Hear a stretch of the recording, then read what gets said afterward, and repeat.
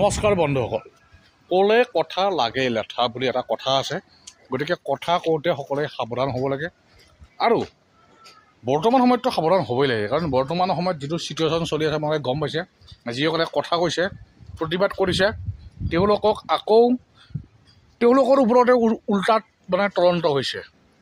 তদন্তটো য'ত কৰিব লাগে তাততো বাৰু মই নকওঁ কি কৰিছে কি কৰা নাই, কিন্তু য'ত তদন্ত কৰিব নালাগে তেওঁলোকৰ ওপৰত তদন্ত কৰিছে। গতিকে আমাৰতো হয় সিমান দম নাই, আমি আৰু ঘৰ মাটি বিক্ৰী কৰি গৈ আমি জুবিন দাৰ ন্যায়ৰ বিষয়ে আমি লাগিব নোৱাৰোঁ। কাৰণ আজি ন্যায়ত যদি আমি জুবিন দাৰ কাৰণে লাগিব যাওঁ, তেনেহ'লে কালি মোৰ ঘৰ মাটি মোৰ চব বিক্ৰী হৈ যাব। হয়তো মই কালি মৰি যাম, মই ৰাস্তাৰ পথৰ ভিখাৰী হ'ম। বৰ্তমান আমাৰ এনেকুৱা এখন আমাৰ শাসন চলি আছে, আৰু যিটো শাসন ব্যৱস্থাৰ ওপৰত জুবিন দায়েও বহুতবাৰ কৈছে, প্ৰত্যেকজন মানুহে সেইটো বস্তু ফ'কাছ কৰক আৰু তাৰ উত্তৰ আপোনালোকে নিজৰ ভিতৰত ৰাখক আৰু তাৰ সময়ত তাৰ উত্তৰ দিব। কিন্তু মই জানো কোনো মানুহে উত্তৰ নিদিয়ে। যদি উত্তৰ দিলে হয় ইমান দিন এনেকুৱা নহয়। গতিকে উত্তৰ দিব নোৱাৰে। গতিকে মৌন অসম, মৌন অসমীয়া আৰু সদায় মৌন হৈয়ে থাকক।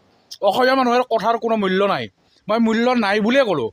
আৰু মূল্য যদি আপোনালোকে মূল্য বিচাৰে নহয়, আপোনালোক এৰেষ্ট হ'ব, আপোনালোকৰ ফাঁচি হ'ব। কিন্তু আপোনালোকে যাৰ বিৰুদ্ধে আপোনালোকে লাগিব নহয় তাৰ একো নহয়। এইবোৰ চব ডাঙৰ ডাঙৰ মানুহ, এডাল হ'ব, এডাল হ'ব, একো নহয়। মই আপোনাক আজি ক'লোঁ একো নহয়, চব ওলাই যাব। বাকী যিসকল নিৰীহ আমাৰ নিচিনা মানুহ ইয়াত লাগি আছে, যুদ্ধ কৰি আছে, তেওঁলোকৰ হয়তো জেল হ'ব।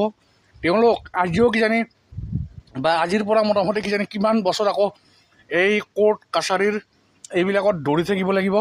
গতিকে এটা সময়ত সকলো স্তব্ধ হৈ যাব। এইটোৱে বৰ্তমানৰ অসমৰ শাসন ব্যৱস্থা। ধন্যবাদ, থেংক ইউ।